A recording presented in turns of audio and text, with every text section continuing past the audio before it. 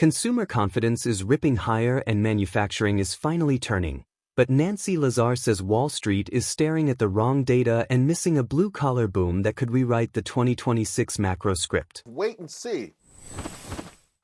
I agree. I mean, what we do on a daily basis react to some of the current economic data, and then at the end of the week, I take a step back. And indeed, I would argue, yes, there's a wall of worry, a huge wall of worry because of some of these incremental data points.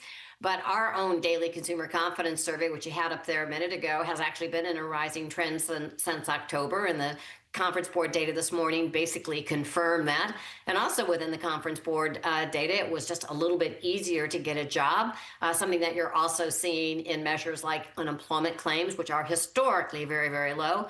And importantly, small businesses, which are the job creators in this country, not the Mag 8, it's small businesses that are the job creators. 82% of jobs are in companies with less than 500 employees, and Wall Street doesn't follow those companies.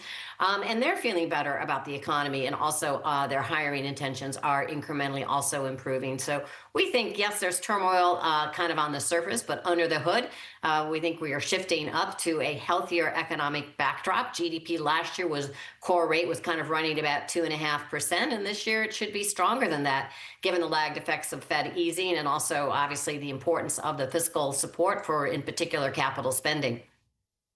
And to that point, I love what you said about the economists not paying attention to the small businesses. I don't know if the Federal Reserve does either. Small business or smaller income households, and I wish they would. With respect to policy. On that note, you wrote rosy things about the state of the consumer, and also this is ahead of tax refunds. And we've got your charts up there. We're going to leave up there for a second so the audience can take a look. All of them moving in the right direction.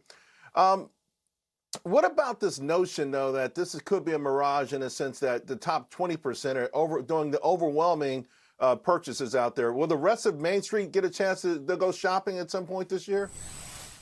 Absolutely. I think a theme that you've certainly seen in the stock market, but you're seeing it more importantly in the economy, which may be why you're seeing it in the stock market, is that you're moving towards ending this bifurcation. I think the letter K is going to disappear from economists as we move through 2026, i.e. that bifurcated consumer.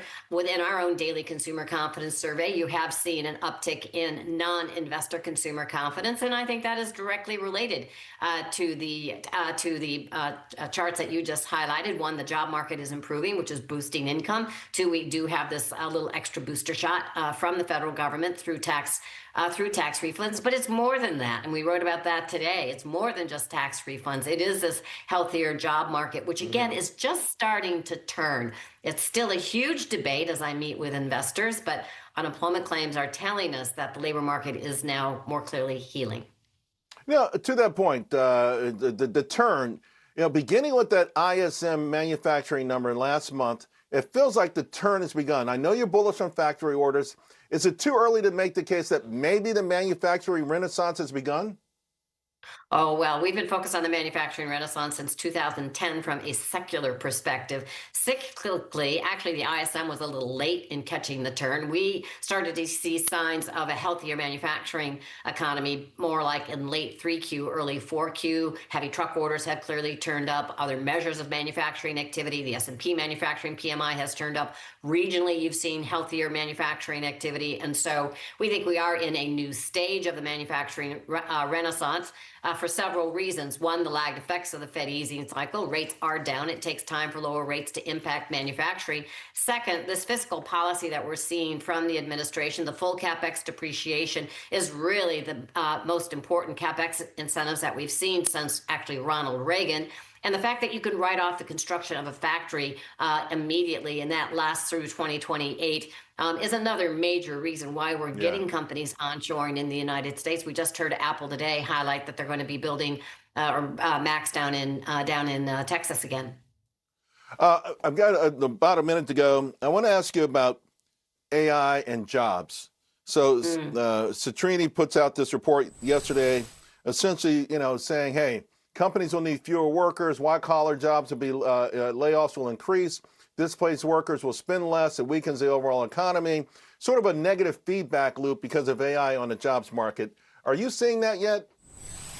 Totally disagree. Yes, you're seeing a decline in software-related jobs. They're down about, I think, 100,000 over the past 3 years. That's basically a drop in the bucket. And that's going to continue. There's something very, very common with new technologies, which is creative destruction. You lose old jobs and you get new jobs instead. So during the internet boom, or I should say after the internet boom, you lost roughly 2 million jobs in companies that got hit by the internet.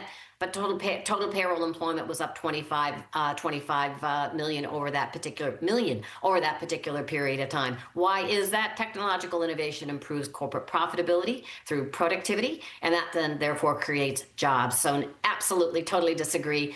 Technological innovation is the single most important way to generate a healthier economy, new industries, creating new jobs. And I think the consumers slowly but surely figuring that out.